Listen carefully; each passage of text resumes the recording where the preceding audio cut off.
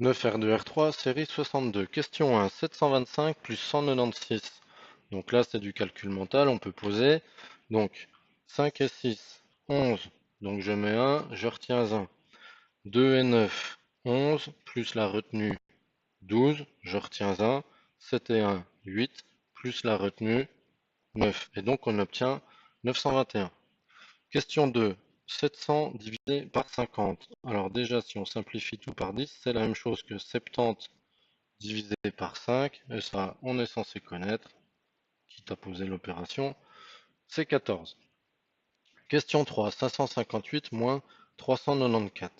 Alors on peut éventuellement poser l'opération. Donc 558 moins 394, on aligne bien les chiffres. Alors, 8 moins 4, 4. 5 moins 9, je ne sais pas faire, donc je fais 15 moins 9, ça va faire 6. Mais du coup, j'ai une retenue, donc il y a plusieurs façons de la noter. Une de ces façons, c'est d'enlever sur le nombre précédent. Et donc, 4 moins 3, 1. Résultat, 164.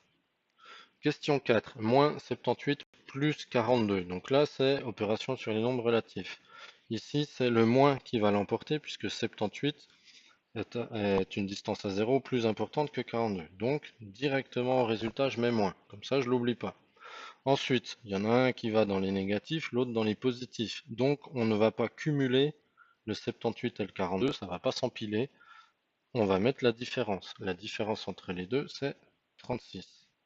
On n'oublie pas qu'éventuellement, on peut montrer ça sur un axe. Moins 78 est par là. Si je rajoute 42, plus 42, bah déjà comme 42 c'est moins large que 78, ça ne va pas revenir au-delà de 0, donc on reste dans les négatifs. Et ensuite, pour avoir ce résultat-là, c'est la différence entre les deux. Question 5. Quel type d'angle est compris entre 180 degrés et 360 degrés? Donc ça c'est du court. C'est un angle rentrant que l'on qualifie également de non convexe. Question 6. 25 fois 13.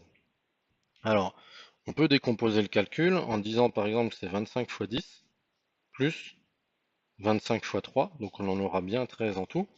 25 fois 10, 250. 25 fois 3, 75. La somme des deux, 325. Sinon, on a toujours la méthode de poser la multiplication ou de la faire de tête.